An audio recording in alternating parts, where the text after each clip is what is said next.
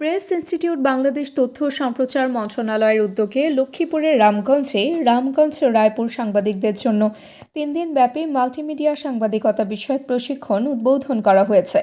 আজ শুক্রবার সকাল 10:30টায় উপজেলা মিলনায়তনে উদ্বোধন করেন রামগঞ্জ উপজেলা নির্বাহী কর্মকর্তা সাইদ মোহাম্মদ রবিন শীষ, রামগঞ্জ প্রেস ক্লাবের সভাপতি মোহাম্মদ আবু তাহেরের সভাপতিত্বে ও আমার দেশ রামগঞ্জ প্রতিনিধি ও দৈনিক আজকের বাংলা লক্ষ্মীপুর জেলা প্রতিনিধি মোহাম্মদ মাসুদ রানা মনির সঞ্চালনায় উদ্বোধনী অনুষ্ঠানে বক্তব্য রাখেন উপজেলা নির্বাহী কর্মকর্তা সাইদ মোহাম্মদ রবিন শীষ, রামগঞ্জ থানা officer in charge OC Mohammad Abul Bashar, সহকারী প্রশিক্ষক জিলহাজ উদ্দিন নিপুণ, প্রশিক্ষক নাজি আফরিন সহ অনেকে।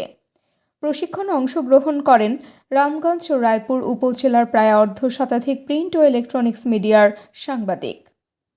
তাবাসসুম হকানিকা, দৈনিক আজকের বাংলা। দৈনিক আজকের বাংলা .net